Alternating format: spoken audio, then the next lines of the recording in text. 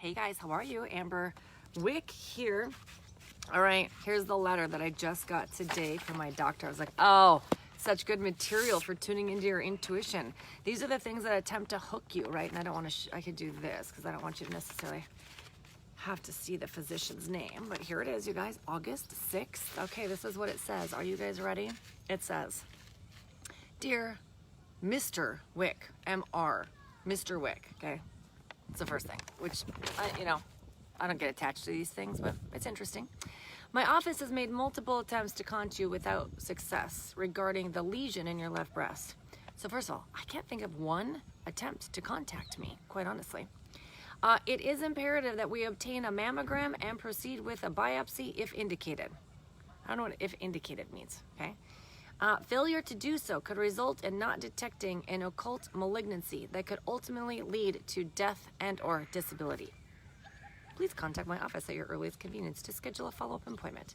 Sincerely, Dr. So-and-so. Okay, can we have a moment? First, misters don't get mammograms. Maybe, I shouldn't say that. For the most part, misters don't get mammograms, okay? That's the first thing. Second thing, can we just have a moment about physicians or doctors or our current medical society initiating fear?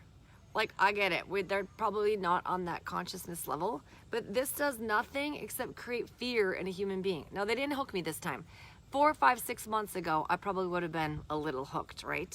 But part of it, I got this, and I showed Jason, I was like, look at this, and Jason's like, are you serious? I'm like, could lead, ultimately, to death or disability.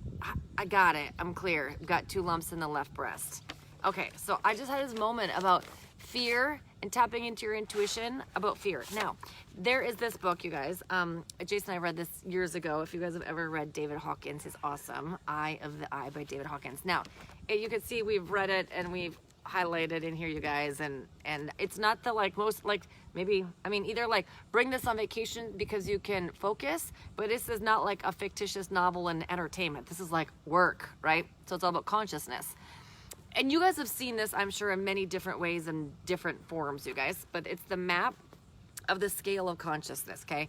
And I've always heard that 200 is like neutral, but in this book it says 250 is neutrality, and it goes all the way up to like, if you measure, like there's different ways of measuring levels of consciousness, but you guys have met people before and you're like, oh my gosh, I was just talking, all this week I've been talking to some of our team and our friends about like, do you know that people in their consciousness just hangs out here? So they're kind of comfortable with these kind of friends, and they're kind of comfortable using this kind of language, and they're kind of comfortable watching these kinds of TV shows. It's just a level of consciousness, right?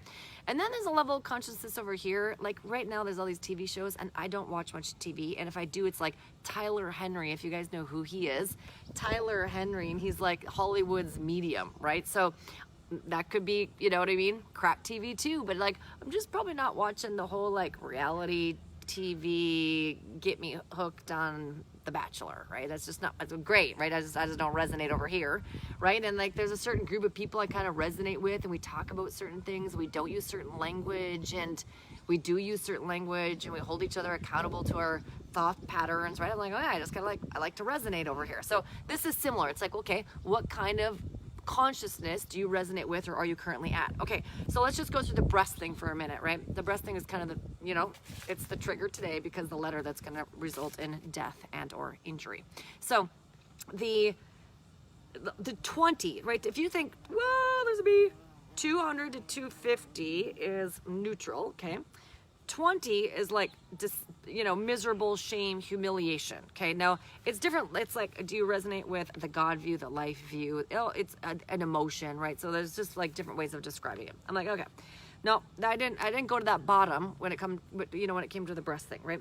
What about vindictive, evil, guilt? No, I didn't feel guilty about the breast thing. Okay, blame? No, it wasn't there. Okay, then the next one is like hopelessness or despair. No, that's 50. Okay, then you go to like grief, tragic.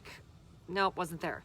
Then 100 is probably where I hit bottom to. So 100, you guys, is anxiety, fear, frightening. I'm like, yep, I had some anxiety. I had a lot of anxiety, you guys.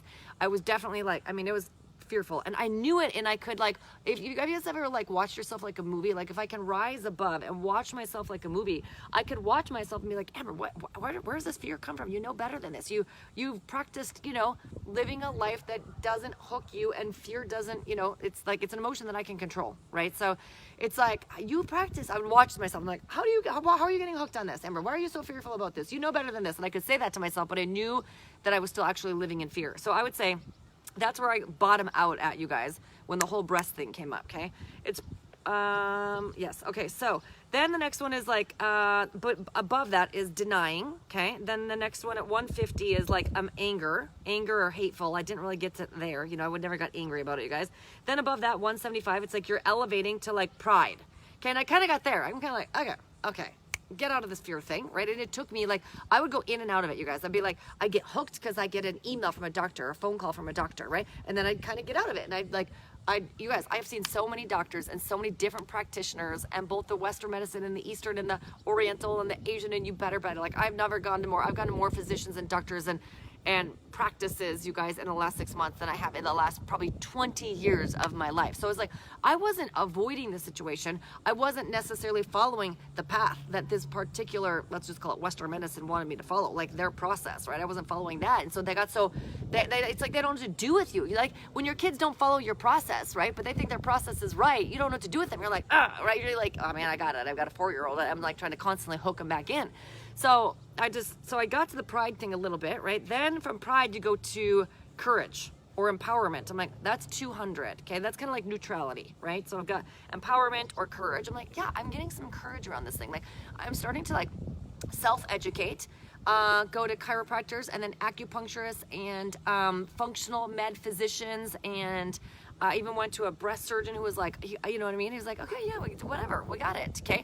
So I started to get like some empowerment in this thing, which is, I probably am a little bit, but then it's like, beyond that is like trust, release, satisfactory, got that, you know? Then it goes to like optimism or intention, which is the, you know, 300 scale, consciousness scale. So you guys look it up if it interests you guys. And it's like, and different things in your life, just different like scenarios or situations. Like, I can only imagine like death of a very close loved one. I mean, you know, my guess is, depending on what the situation was, like, you might just go rock bottom. I got it, right? So there's situations that cause us to consciously get hooked or go to different levels of emotions or consciousness.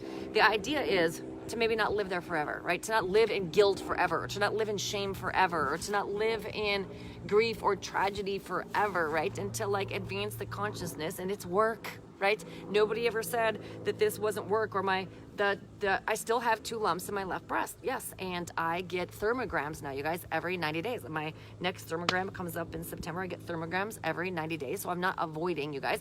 I'm just not following what the Western medicine doctors would like me to do, and now they don't know how to handle me, right? And so now they're going to say I might have death, and I might, and it's okay. I'm detached from it, you guys, because I believe that the path that I'm currently on with this process, right? I feel empowered, and I feel like I'm trusting the path, and I have a lot of other people besides the Western Medicine Society that are guiding me.